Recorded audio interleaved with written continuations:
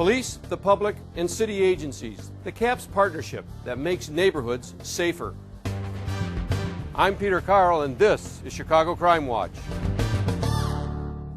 It was a crime that shocked Chicago. 4 years ago, the body of a young man was found in his apartment, the victim of multiple stab wounds. His family and Chicago police are still in pursuit of the killer. He had a lot of friends. He was able to be comfortable in conversation, engage people, make them laugh, extremely friendly. Just a really, really honestly nice guy. Ron Kluwer says his younger brother Kevin was the funny one. He was the serious one. Not only were they brothers, they were good friends. For a short time, Kevin lived near Ron in the Rockford area. I had 2 daughters. He had 2 nieces, so he came over. He was pretty involved in their lives. So we got to see each other a lot. But Ron says in time, Kevin grew uncomfortable in Rockford and talked about moving to Chicago. And he felt that, if he moved to an area where there were a lot of other people who were gay and who were like him, he could live his life openly and honestly and didn't need to make excuses so people would understand. And so actually when he said he was moving here, I felt he'd be safer than probably in our community. But sadly, it didn't turn out that way. A year and a half after he moved to Chicago's North Side, 31-year-old Kevin Kluwer was murdered.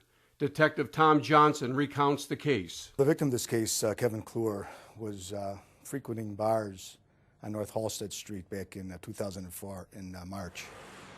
Basically the 23rd and 24th of March 2004. He was with friends at that time in the evening, and he went from several different bars at that location. The last bar they attended was Little Jim's, and they left that bar sometime around 3:15, approximately 3:15 in the morning. He's with a friend and an individual that he met at that bar. All we know about at this time is his name was Fernando, a Hispanic male. They walked down Cornelia from Halsted Street. They walked eastbound to Elaine Place, and they separated at that point. At the last time the victim, Kevin, was seen with this Fernando. They were walking southbound on Elaine Place. When Kevin didn't show up for work the next day, his employer called his mother. After countless phone calls to Kevin went unanswered, his father went to his apartment. He actually kicked in the door to Kevin's apartment. And then, he went in, the apartment was dark, and then he went into Kevin's bedroom. That's where he found him. Whoever killed Kevin has not been caught. Cold Case Homicide Squad detectives investigating the case are asking for your help. They're looking for a man named Fernando, the last person to be seen with Kevin. We're always looking for any type of a tip that would lead us to the offender. We certainly are interested in finding this Fernando, if that indeed is his name. But that's our #1 person of interest that we'd like to interview at this time. Fernando is described as a male, white Hispanic, with a light-colored complexion and curly black hair. He's approximately 5'7" and may be around 30 years old. He has never been seen since that night in March 2004.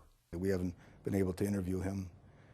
He said that he did work in the area of Route 55 and 83, and investigation out in that direction has never come up with Fernando in that area, that worked as a busboy in that area. Following Kevin's murder, his family worked tirelessly with the police and the community, sending out flyers, postcards, even posting a reward. Ron started a website called For Chicago Kev, all in an effort to help find Fernando or get more information about Kevin's death. I don't think this person, if they're ever found, is going to come in and tell me something that would make me go, oh, now I understand, because I'll never understand why. I think it was something that never should have happened. Tragically, both Kluwer parents died within a year of Kevin's death. Ron says despite the tremendous loss of his family, he's not giving up, and he'll continue working with police to find a resolution to the case. I want them to come forward so we can put to rest what happened with Kevin. We can make sure that at least this person doesn't do it again, somehow vindicate my mom and dad for them, because I made a promise that I would continue until we found the answers. And while they're not here fighting the fight, and I think they already have all the answers, A promise is a promise, so I'll keep going. If you have any information regarding this case, call the Chicago Police Cold Case Homicide Squad at 312-746-9690. That's it from the CrimeWatch News Team. I'm Peter Carl. Thanks for watching.